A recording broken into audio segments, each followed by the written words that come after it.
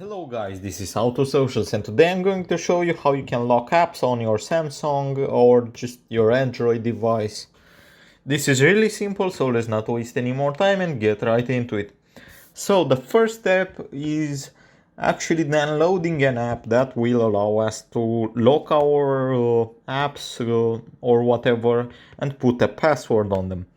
So you are going to want to head over to your Play Store and just look up app lock. You can choose whatever app you seem that works. That seems that it works. For example, I got this one right here, which is app lock.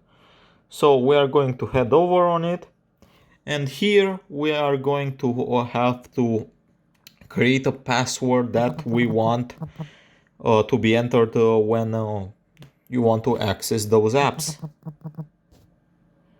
Now that I've entered the passcode, here you can see I can just put a lock on certain apps. Just permit it. Now I'm going to have to allow the app to access certain features of my phone. And as you can see, I can now lock and unlock any app with when someone wants to enter it, they are going to have to enter the password that I set up at the beginning. And that's pretty much all there is to it, guys. I hope you found this tutorial helpful. I hope you enjoyed it. Don't forget to subscribe to the channel and see you in the next one.